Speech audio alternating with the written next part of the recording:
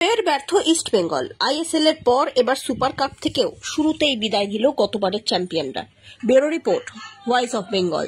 কাছে 2-0 গোলে পড়া bureau report, voice of Bengal. ক্ষুব্ধ East Bengal coach Oscar Bruzon. রবিবার কলিঙ্গ স্টেডিয়ামে নিজেদের প্রথম ম্যাচেই কেরালা ব্লাস্টার্স দলের কাছে 2-0 গোলে পরাজিত লাল হলুদ শিবির। এদিন একেবারেই ছন্দে ছিল না ইস্ট বেঙ্গল। প্রথমার্ধের শেষে খেলার ফল দাঁড়ায় 1-0। প্রথমার্ধের পর দ্বিতীয়ার্ধতেও একই ছবি ধরা পড়ে। 64 মিনিটের মাথায় গোল করে ব্যবধান বাড়িয়ে নেয় কেরালা। ফল হয় 2-0। এরপর ম্যাচের শেষ পর্যন্ত এই ফলই বজায় থাকে। চেষ্টা করেও কেরালার গোল মুখ খুলতে পারেনি ইস্ট বেঙ্গল। ম্যাচের আগে চ্যাম্পিয়ন হওয়ার স্বপ্ন দেখেছিলেন কোচ, কিন্তু এবারে টুর্নামেন্টে শুরুতেই ছিটকে যাওয়ার পর কোচ অস্কার বলেন, খুবই হতাশাজনক ফলাফল।